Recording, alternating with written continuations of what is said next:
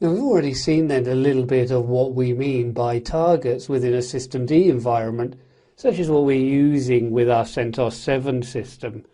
The targets are what we used to just call run levels, but we can now call them run level targets. We could move from our graphical target through to the rescue target, or even from our multi-user environment through to our rescue target. However, we might also use it if we need to repair our machine and we want to boot up to what we used to call the single user mode. Within the rescue target, we can only log on as our root account and it starts minimal services. Let's move through now to our CentOS 7 system and look at booting it manually through to the rescue target. At the end of the last clip, we shut down the server 1 machine. So we can see here in the VirtualBox Manager that the system is powered off. We can then go through and right click, move through to start and move across then to our normal start. And of course now we're going to then start the virtual machine. As we go through our power on self-test, the boot process will then proceed into grub, and I'm just going to hit escape here. The grub2 menu then shows me the kernels that I can boot to. For the moment, I'm going to edit the default entry. So the default entry is selected at the moment, and I can use E to edit. I'm going to move down to the Linux 16 line, which is where we're going to boot from the kernel. So as I start moving down, where I see the Linux 16, I just move to the start of that line and I can navigate to the end just using Control and E. And then I can go through. I could put the number such as 1. But we should really go through and put the correct mechanism, and that's going to be then systemd.unit equals rescue.target.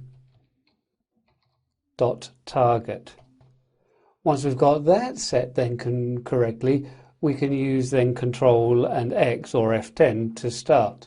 So we're going to boot up now to the rescue target, or what used to be called then our run level 1. However, we're going to be prompted to log in as the root user. So we can see there now that we've got then our emergency mode, and we can go through and type in the password for root. If we type run level now to interrogate which run level we're at, we can see that it's a new boot, so no previous run level, and now it still shows that we're in run level 1, and again we can use who-r. So we've seen then how we can interact with the boot process to be able to rescue our system by moving into our single user mode and selecting the run level at the command line. Once we've finished repairing it, we can then just type reboot. The reboot now, if I leave it unattended just to carry through by itself, it's going to go to the default run level. And if you recall, we'll use then the systemctl set default, and we had set it to the multi-user target. So this then should be our run level 3. And when we boot up then without interrupting the boot process, we're going to see that we're going to have the multi-user or command line only up and running.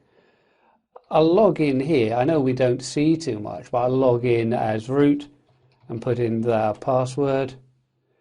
And if I type who-r from this console, we can see then that we're run level 3. So hopefully now we've got a good idea of how we can interrupt the boot process. When we see the menu, just hit the escape. We can type E to edit those boot parameters and move down to the Linux 16 line. We can use Control and E to move to the end of the line, and then we can start appending our options. When we're prompted to go into the rescue mode, we'll need to assign the root password, so enter the root password. We'll see later on during the course how we can repair these systems by booting up without having to set the root password and allowing us to reset the root password during the boot phase.